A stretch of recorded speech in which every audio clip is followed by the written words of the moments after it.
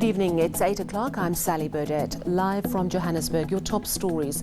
Police tonight hunting for a man they believe is linked to the murder of 7 people discovered buried at a house in Vlakfontein. No end in sight to the drama around City of Cape Town Mayor Patricia de Lille. The city speaker has laid criminal charges against her.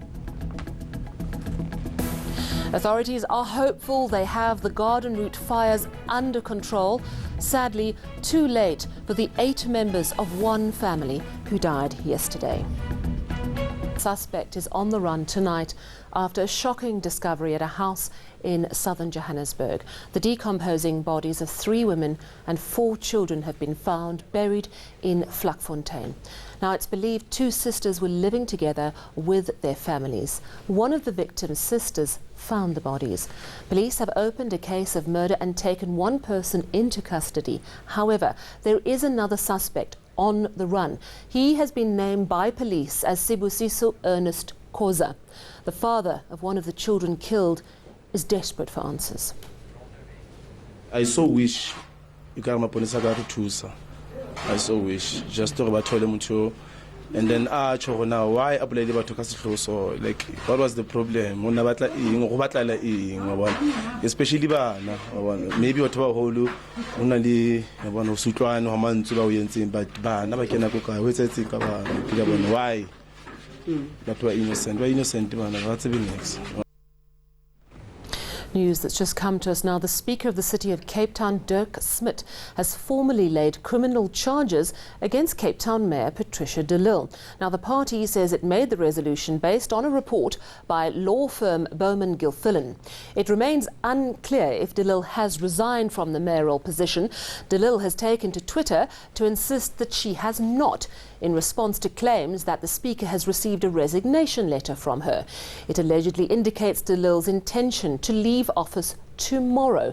Smith says he received the letter yesterday, but de Lille is calling him a liar. She says the letter was her earlier resignation letter to party leader Mmusi Maimane and not her former resignation. Criminal charges have also been laid against Councillor Brett Heron. Staying in Cape Town, prominent Cape Town lawyer Piet Mihalek was gunned down this morning while dropping his children at school. His 8-year-old son, injured in the Greenpoint hit, is in hospital. Police have acted swiftly. 1 suspect is in custody tonight, but they won't be drawn on whether Mihalek's assassination is linked to his work. The criminal defence lawyer has in the past represented key suspects in Cape Town's underworld. Lester Kivet reports on this morning's tragedy at the school gates. An early morning ambush. According to police, Piet Mihalek was shot twice in the head while dropping his 2 children at school. Those who knew him are stunned. A 50-year-old man was shot in his head and he was fatally wounded inside his vehicle by an unidentified suspect. So the witnesses that were around on the scene, they saw the suspect fleeing in a metallic silver or metallic grey VW Polo, and the victim's 8-year-old son sustained an injury and then he was rushed to hospital. Mihalek was known to move in Cape Town's high-profile circles, a celebrity lawyer who often took on suspected organised crime figures as clients in criminal cases. Investigators from the police's anti-gang unit were deployed to the scene, an inference that the shooting could be connected to Mihalek's defence of underworld figures. Police say a suspect has been taken into custody for questioning, but are keeping details of the arrest under wraps for now. Lester Kivet, Cape Town. Hundreds of firefighters have been battling raging flames in George and Knysna in the Southern Cape in recent days. Tragically, 8 people, all members of one family, died in the fires. Our reporter Leanne Jansen is in George this evening, joins us now. Good evening to you, Leanne. Could you give us the status of the fires? There have been various reports. It's quite difficult to keep up on what's happening and where. Good evening, Sally. Well, the latest we have is that 7 passes have now been managed, and those include Sarsveld, Witfontein and Heelodboom. Then there are sporadic flare-ups, and those at Fernridge and Glenbarry. We've also been told that the Knoll area is very active as well, and farmers in De Vlucht are preparing to evacuate. So they haven't yet been evacuated, but they are keeping tabs on the situation at De Vlucht, and if need be, farmers there will be evacuated. So the wind has died down considerably since this morning and this afternoon. So firefighters are now hoping that the favourable wind conditions will help them contain the rest of the fires. Is it correct to say that the major area of concern now is closer to Knysna? The major area is closer to Knysna. Two fires have merged. So the fire started in George about a week ago, about 8 days ago, and it has since moved east towards Knysna at Farley and Karatara as well, where we were earlier today. So firefighters are trying to contain the fire and stop it from spreading even further. You remember Knysna bore the brunt of a severe wildfire that ravaged through the area just a year ago. So it's clear that they don't want that fire to ravage through the area again. And of course, while you were in Karatara, I know that is the area where this family of 8 died. Can you give us any more details about this family? Well, what we've heard from SANPark spokesperson Janine Raftopoulos earlier today is that 7 of the 8 people who had died had lived at Farley, just outside Karatara, and they were all members of the Ulo family. It's believed that a pregnant woman was among those 7 people. The scene was absolutely devastating today. There are burnt out cars. The structures are completely razed to the ground. So all we know at this stage is that there are members of the Ulo family and that they have been working for SANParks for generations. So these are current SANParks employees as well as retired SANParks employees. Thank you very much. That's our reporter Leanne Jansen coming to us live from George this evening. Let's take a quick look at other local news. The National Department of Health offices in Pretoria have been closed down by the Labour Department. The Civitas building doesn't comply with health and safety standards, something workers there have been saying for months. But health authorities say they plan to appeal that prohibition order. And we're looking at the Omatosho trial. The trial of televangelist Timothy Omatosho has been postponed to December. Judge Mandela Makaula has refused to allow the defence to challenge his decision not to recuse himself. They say he was too sympathetic to witness Cheryl Zondi, who says she was raped by the pastor. The defence is taking the matter to the Supreme Court of Appeal. Yes, I am sad to say it did. And gale force winds wreaked havoc in Port Elizabeth today. A crane in the PE harbour was blown over by the strong winds. Now, the collapsed crane caused extensive damage in Port Elizabeth, blocking the entrance of the harbour in that city. Hundreds of mourners gathered today in Newtown, Johannesburg to celebrate the life of Double HP. Born Jabulani Sambo, he was a force on the hip-hop scene, specifically in the Mahikeng-birthed genre Motswako. The late musician has been described as someone who was full of life, loved by his family and friends. The band he performed with closed the service with a medley of some of his hits. He passed away last week. He'll be laid to rest on Saturday, the 3rd of November, in his hometown, Mahikeng. Artist Casper Nyovest was one of many musicians to pay tribute to Double HP. I will remember him as one person who always taught. He had a lot of wisdom. I felt like the years that I spent with Jabba taught me things that I could have learned within 20 years if I was alone. And he taught me in a short period of time. And he's put us on the spot to say that we need to love one another more. That was his biggest message, and we need to love God, and that would be my ending note. Kirba, familia Zambo, and the rest of the family, Khomotsekhang, and to the fans, let us celebrate him. Still ahead on eNews, a camp for internally displaced people in Yemen in desperate need of basic services. And of course, Money News with Mateo. Well, Naspers dragging the market down today while the rand keeps fighting back against all 3 major currencies.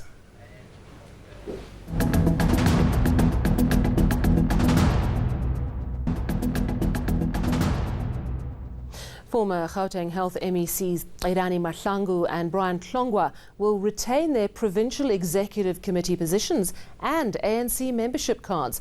The two have been found guilty of bringing the party into disrepute by the Integrity Committee. But the decision has put the committee at loggerheads with the Gauteng ANC, which has rejected a recommendation that their membership be suspended. Tlongwa's resignation as chief whip has, however, been accepted. Aldrin Sampier has those details. One is accused of overseeing a project that led to the deaths of 144 mentally ill patients. The other of pocketing millions during a period the department suffered a 1.2 billion rand loss in transactions alleged to have been corrupt. Both elected to ANC PEC, and both set to remain there for the next 4 years. ENCA understands the Integrity Commission recommended that they step down from the PEC. The ANC would not go into the detail of the report, only confirming the recommendation was made that their membership be suspended. We just felt that the Integrity Committee or the Integrity Commission can't make sanctions against membership. It's only the Disciplinary Committee. But this is contrary to ANC Chairperson Gwede Mantashe's comments on the National Integrity Commission's recommendation that those implicated in the VBS scandal, quote, step aside. The Integrity Commission, if it says they must step down, they will step down. The matter will be ventilated at this weekend's NEC meeting, from where the ANC in Gauteng says it will take its cue. Whatever the decision, Tlongwa and Mahlangu's matters are under criminal investigation. We hope that all obstacles are removed so that charges are laid and that both of them appear in court and get suitably punished. That report by Aldrin Sampier. Well, it's time now to talk money, and here's Mateo. Now, it's jobs and it's not pretty. Tell us more. Not at all. A status coming out to say South Africa's unemployment number up marginally from 27.2% to 27.5% now, meaning a lot of more South Africans are joining the unemployment line in the country. We've seen the job summit come and go. We've seen the investment conference come and go, but no real answers in terms of when we're going to see those jobs coming in. I mean, in South Africa, about 4.3 million people are looking for jobs, and it's been over a year now. And that just gives you, the complexity and the toughness of, being economically active in South Africa. If you look at young people, the jobless rate is at about 53.8%, and that's quite staggering if you compare it to other countries elsewhere. In fact, South Africa is, looking to have one of the biggest unemployment numbers in the world, and it's a big problem. Obviously, going into elections, there's been a lot of talk about stimulus packages and how the country can turn around, but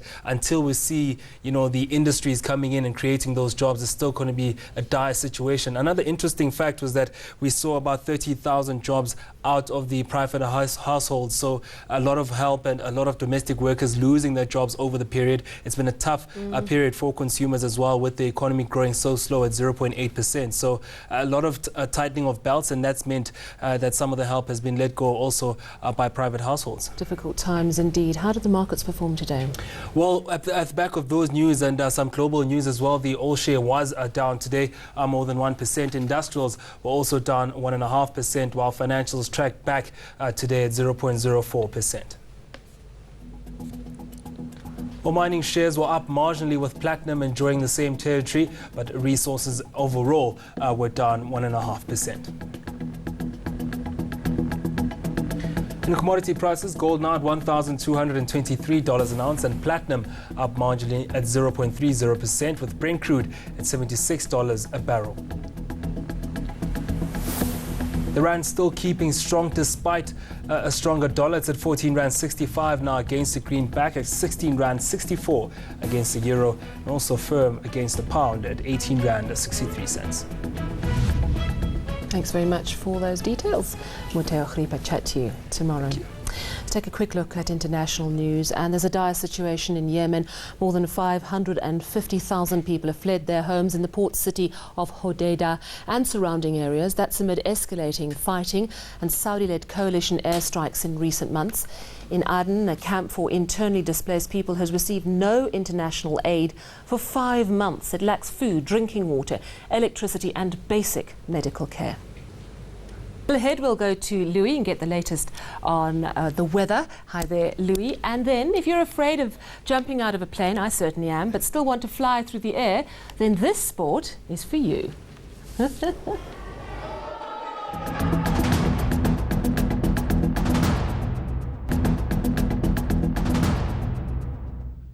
Let's go down to Cape Town. Louis Fernandez is standing by. Some very intense weather, quite hectic gale force winds, and of course the fire concerns and some rain. Can you give us the latest on where we do? Sally, things are improving over the southern parts of the country. The winds are starting to die down. There is a little bit of rain around, but only in the form of light showers, so we're really not expecting significant rainfall in the area, but there could be a few drops of rain overnight and into tomorrow as well. Cooler air pushes into the eastern parts, certainly much colder for KwaZulu-Natal as well as parts of Mpumalanga, and in the afternoon we're going to have stormy weather developing onto the Highveld, especially for parts of Mpumalanga and southern Limpopo, where we could even see some severe thunderstorm activity. The Northern Cape, on the other hand, will be dry. It's going to be a very chilly morning over this province. There could even be frost, especially for the southern high ground, unusual for this time of the year. And in the Western Cape, it's going to be another mild day over this region. And here we see a couple of showers closer to the coastline, maybe even around the peninsula earlier on in the day, but it should be a dry afternoon for Cape Town. Much lighter winds expected for Port Elizabeth, where it's going to be a chilly day, 17 degrees, maybe a few light showers in the area. Take a look at those overnight lows, 4 degrees for Graafrenet and Komani. Cold weather settling into KZN for your Wednesday, along with thick cloud and rain. Thunder showers possible in the northern parts as well from afternoon. And we're going to have scattered thunder showers popping up over much of Mpumalanga. And as mentioned, some of the thunderstorms in this area could become severe.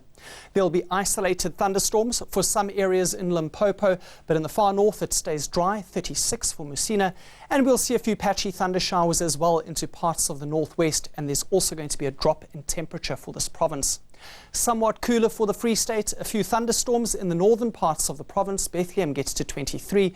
And finally for Gauteng, you're also going to have a somewhat cooler day, 27 for Johannesburg, far more comfortable. And along with that, a few isolated thunderstorms are going to be possible in the area. Let's take a look at what Thursday brings to the country, and it stays cloudy, cold and wet in KZN. Thunder showers once again in the northern parts, and a very similar pattern expected for Friday, with thunderstorms extending into the central Free States, including Bloemfontein, and the cold and wet weather continues for KZN. That's all from the Weather Centre. Sally, it's back to you. Thank you very much, Louis. And finally, when you think of skydiving, you think aeroplane outside, really high, but indoor skydiving involves none of these. And yes, it is a competitive sport. You will have to wear a leotard, however. 240 competitors from all over the world converged in Bahrain. They flipped, spun and performed flying routines in a wind tunnel at the FAI World Cup of Indoor Skydiving. As you can see, they had a real blast. Teams from France, Singapore and Latvia were the big winners on the day. And that's your news. Take care. Good night.